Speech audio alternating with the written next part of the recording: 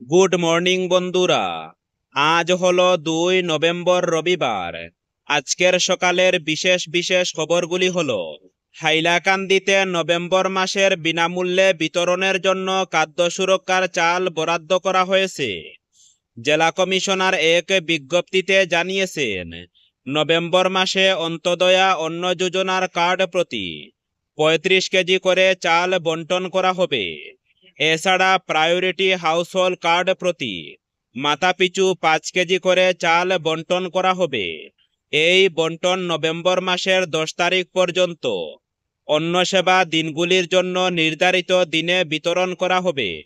পরবর্তী খবরটি হল, প্রয়াত জুবিন গর্গের শেষ ছবি রই রই বিনালে সারা দেশে একদিনে 2,50,00,000 টাকার ব্যবসা করেছে, যা এক কথায় ঐতিহাসিক, যা অসমীয়া চলচ্চিত্র জগতে এক অনবদ্য রেকর্ড। অন্যদিকে সিনেমা দেখতে গিয়ে সামাজিক মাধ্যমে লাইভ করা 800 পেজ অভিযোগ দিয়ে বন্ধ করে দিয়েছে পাইরেসি লিগেল টিম। পরবর্তী খবরটি হলো, পিস্তল ও জাল নোট সহ 2 যুবককে গ্রেফতার করল রাতাবাড়ী পুলিশ। শনিবার সন্ধ্যায় গোপন সূত্রের ভিত্তিতে জালালাবাদ বাজারে অভিযান চালিয়ে নিবিয়া পুলিশ ফাঁড়ির ইনচার্জ সুবিমল নাথের নেতৃত্বে পিস্তল ও বিপুল পরিমাণ জাল নোট সহ 2 যুবককে গ্রেফতার করা হয়। পুলিশ জানায়, ধৃতদের বাইকের সিটের নিচ থেকে একটি পিস্তল এবং 48,000 টাকার জাল নোট উদ্ধার করা হয়েছে। পিস্তলটিতে একটি জীবন্ত গুলি ছিল বলেও পুলিশ সূত্রে জানা গেছে। ধৃতদের নাম আবিদুর রহমান বয়স 28 ও আনোয়ার হোসেন বয়স 29। তারা উভয়ই নিলামবাজার থানার অন্তর্গত তালতলা গ্রামের বাসিন্দা। পরবর্তী খবরটি হল, দেশের প্রবীণ নাগরিকদের জীবনযাত্রায় স্বাচ্ছন্দ্য ও সম্মান ফিরিয়ে আনতে কেন্দ্রীয় সরকার ঐতিহাসিক পদক্ষেপ নিল। 1 নভেম্বর 2025 থেকে সারা দেশে চালু হতে চলেছে সিনিয়র সিটিজেন কার্ড 2025।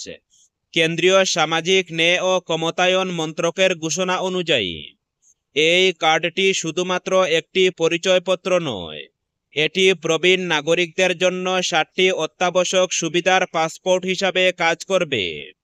কর্মকর্তাদের মতে, এক দেশ এক আইডি নীতির ভিত্তিতে এই পরিকল্পনাটি কার্যকর করা হচ্ছে, যার ফলে প্রবীণরা একটিমাত্র পরিচয়পত্রের মাধ্যমে সমস্ত সরকারি সুযোগ সুবিধা গ্রহণ করতে পারবেন। স্বাস্থ্যসেবা, যাতায়াত, আর্থিক সহায়তা, পেনশন, ব্যাংকিং পরিষেবা, আইনি সহায়তা এবং সামাজিক সুরক্ষা, এই 7টি গুরুত্বপূর্ণ ক্ষেত্রকে এই পরিকল্পনার আওতায় আনা হয়েছে। এই কার্ডের মাধ্যমে প্রবীণরা হাসপাতালগুলিতে অগ্রাধিকারমূলক পরিষেবা পাবেন। প্রতিটি জেলায় চালু হবে মোবাইল হেলথ ইউনিট এবং বিনামূল্যে ডাক্তারি পরীক্ষা শিবির। টেলিমেডিসিন ও অনলাইন পরামর্শের সুবিধা থাকায় লম্বা লাইনে দাঁড়ানোর প্রয়োজন হবে না। রেল, বাস ও এয়ারলাইন সহ সমস্ত ধরনের যাতায়াতে প্রবীণ নাগরিকরা 30 থেকে 50% পর্যন্ত ছাড় পাবেন। তীব্রযাত্রা প্রকল্পের মাধ্যমে ধর্মীয় স্থানে ভ্রমণের জন্য আর্থিক সহায়তাও দেওয়া হবে। সম্পত্তি সংক্রান্ত বিবাদ, পেনশন বা প্রতারণার মতো বিনামূল্যে পরামর্শের জন্য প্রতিটি জেলায় আইনি সহায়তা ডেস্ক খোলা হবে। এছাড়া প্রবীণ নাগরিকদের জন্য ব্যাংকগুলিতে বিশেষ কাউন্টার তৈরি করা হবে, যাতে তারা দ্রুত ও সুবিধাজনক পরিষেবা পান। গ্রামীণ এলাকার প্রবীণরা ব্লক বা তহসিল কার্যালয়ে গিয়ে এই কার্ডের জন্য আবেদন করতে পারবেন। অন্যদিকে শহরাঞ্চলের নাগরিকরা এটি অনলাইন পোর্টাল থেকে ডাউনলোড করতে পারবেন। সরকার সমস্ত রাজ্যকে দ্রুততার সঙ্গে কার্ড বিতরণের কাজ সম্পন্ন করার অনুরোধ জানিয়েছে, যাতে দেশের প্রতিটি প্রান্তে এর সুবিধা পৌঁছানো নিশ্চিত হয়। পরবর্তী খবরটি হল, সারা রাজ্যের সঙ্গে সঙ্গতি রেখে কাছাড় জেলায়ও আগামী সোমবার থেকে 3 দিনের অবস্থান, ধর্মঘট ও কর্মবিরতি পালন করবেন এনএইচএম-এর সকল স্তরের কর্মচারীরা। চিকিৎসক, নার্স, প্যারামেডিক্যাল স্টাফ ও ম্যানেজমেন্ট কর্মচারীরা সমকাজে সমবেতন সহ বিভিন্ন দাবিতে এই 3 দিন কোনো কাজে হাত দেবেন না। ফলে এই 3 দিনের আন্দোলনে জেলার সব স্বাস্থ্য প্রতিষ্ঠান অচল হয়ে থাকবে। ব্যাঘাত ঘটবে সরকারি স্বাস্থ্য পরিষেবায়। শিলচর সতীন্দ্রমোহন দেব অসামরিক হাসপাতালের সামনে জেলা স্তরের এই ধর্মঘট পালন করা হবে। এনএইচএম এমপ্লয়িজ অ্যাসোসিয়েশন ও সারা Assam health and technical welfare অ্যাসোসিয়েশনের যৌথ আহ্বানে আয়োজিত এই ধর্মঘটে জেলার 8টি স্বাস্থ্যখণ্ডের অধীনস্থ সবকটি স্বাস্থ্যকেন্দ্র, সিভিল হাসপাতাল, আরবান হসপিটাল, মেডিকেল কলেজ এবং জেলা ম্যানেজমেন্ট ইউনিটে কর্মরত সকল স্তরের কর্মীরা একই স্থানে জড়ো হবেন। জেলায় রাষ্ট্রীয় স্বাস্থ্য মিশনের প্রায় 900 কর্মচারী রয়েছেন। তারা প্রত্যেকেই এসে 3 দিন কর্মস্থল ছেড়ে জেলায় এসে নিজেদের ন্যায্য দাবি উত্থাপন করবেন। এই 3 দিন কোনো জরুরি পরিষেবাও দেবেন না এনএইচএমের কর্মচারীরা। কেবলমাত্র যেসব স্বাস্থ্যকেন্দ্রে কোনো রেগুলার কর্মী নেই, একমাত্র সেখানেই জরুরি পরিষেবা দেবে এনএইচএম। পরবর্তী খবরটি হলো, আগামী 5 নভেম্বর বিকেল 3টায় শিলচর পুলিশ প্যারেড গ্রাউন্ডে প্রতিধ্বনিত হবে 5000 কণ্ঠের এক অনন্য সুর মানুষ মানুষের জন্য। মহান সঙ্গীতগুরু ভারতরত্ন ডক্টর ভূপেন হাজরিকার মৃত্যুবার্ষিকী উপলক্ষে কাছাড় জেলা প্রশাসনের উদ্যোগে আয়োজিত হতে চলেছে এই ঐতিহাসিক সাংস্কৃতিক শ্রদ্ধাঞ্জলি অনুষ্ঠান।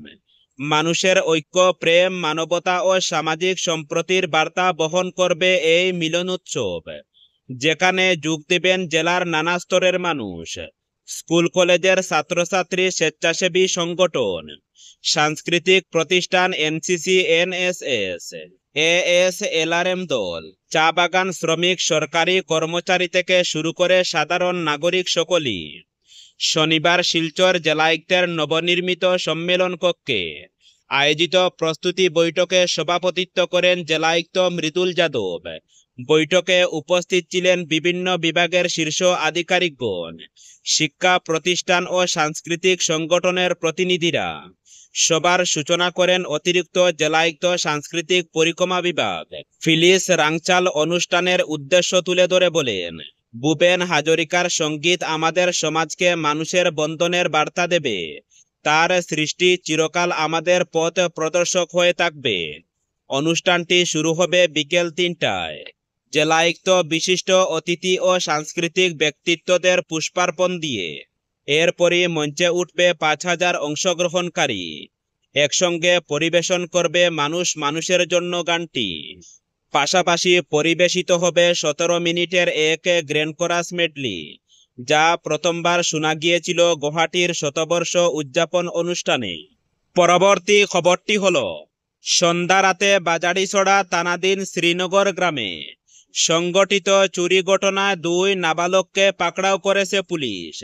শনিবার বাজারিছড়া পুলিশ তদন্তে নেমে চুরির ঘটনায় জড়িত থাকার অভিযোগে 2 কিশোরকে আটক করে তাদেরকে টানা জেরার পর চুরিকৃত টাকার হদিশ পায়।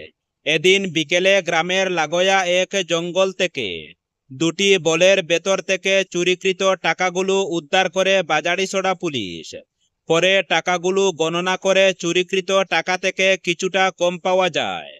জানা গেছে, গত বৃহস্পতিবার দুপুরে গৃহকর্তা অমিত পাল ব্যবসা সংক্রান্ত কাজে স্থানীয় সাপ্তাহিক হাটে গিয়েছিলেন। রাত 10টা নাগাদ তিনি বাড়িতে ফিরে দেখেন তার ঘরের ভেতর স্টিলের আলমারির দরজা খোলা এবং ঘরের পেছনের জানালাও খোলা। পরবর্তীতে তিনি স্টিলের আলমারির পাশে গিয়ে দেখেন লকার ভেঙে চোরেরা 1,70,000 টাকা হাতিয়ে নিয়েছে।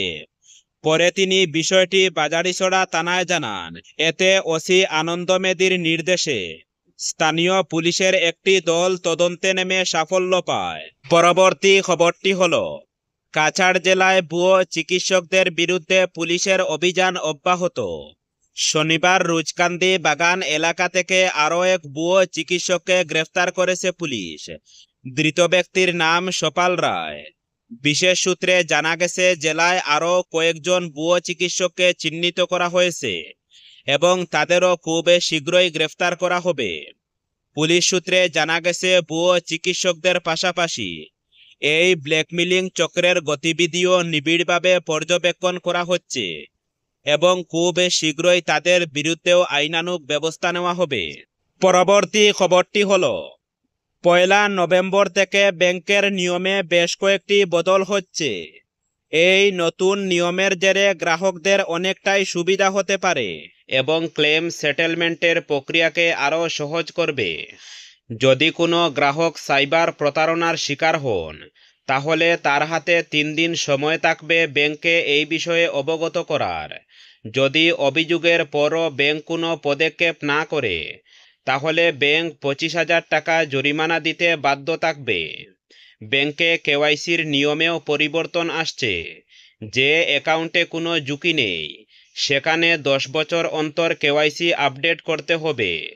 যে অ্যাকাউন্টে অল্প বিস্তর ঝুঁকি থাকবে, সেখানে 8 বছর অন্তর এবং যে অ্যাকাউন্টে হাই রিস্ক থাকবে, সেই অ্যাকাউন্টে 2 বছর অন্তর কেওয়াইসি আপডেট করতে হবে। এবার থেকে ব্যাংকে নিজেদের কেওয়াইসি আপডেট করতে হবে। কোনো থার্ড পার্টির মাধ্যমে কেওয়াইসি আপডেট করানো যাবে না। যদি ব্যাংকের লকারে রাখা কোনো জিনিস চুরি বা ক্ষতিগ্রস্ত হয়, তাহলে ব্যাংক ওই লকার ভাড়ার 100 গুণ পর্যন্ত ক্ষতিপূরণ দিতে বাধ্য থাকবে। আগে কোনো ব্যাংক অ্যাকাউন্টে সর্বাধিক 2 জন নমিনি যোগ করা যেত। এবার নতুন নিয়মে প্রতি অ্যাকাউন্টে 4 জন করে নমিনি যোগ করা যাবে। এতে অ্যাকাউন্টে রাখা টাকার নিয়ন্ত্রণ আরও সহজ হবে। ক্লেম সেটেলমেন্টও অনেক সহজ হবে। নতুন নিয়মে ব্যাংকগুলিকে এবার নমিনির মোবাইল নম্বর ও ইমেল আইডি রেজিস্টার করতে হবে। এতে যদি অ্যাকাউন্ট হোল্ডারের মৃত্যু বা কোনো জরুরি পরিস্থিতি তৈরি হলে নমিনির সঙ্গে দ্রুত যোগাযোগ করা যাবে। এতে অ্যাকাউন্ট নিয়ন্ত্রণ করা আরও সহজ হবে। রিজার্ভ ব্যাংক অফ ইন্ডিয়ার নির্দেশেই সমস্ত ব্যাংকে 1 নভেম্বর থেকে এই নিয়ম চালু হবে। ব্যাংকিং আইন সংশোধন আইন 2025-এর অধীনে এই নতুন নিয়মগুলি কার্যকর করা হবে। আরবিআইয়ের তরফে বলা হয়েছে, ব্যাংকের গ্রাহকদের লেনদেনে আরও স্বচ্ছতা, স্বাধীনতা ও নিয়ন্ত্রণ দেওয়ার জন্যই এই নিয়ম আনা হয়েছে। এবার গ্রাহকরা তাদের ব্যাংক অ্যাকাউন্টে নমিনি হিসাবে পরিবার, বন্ধু বা বিশ্বাসভাজন 4 জনকে সর্বাধিক যোগ করতে পারবেন।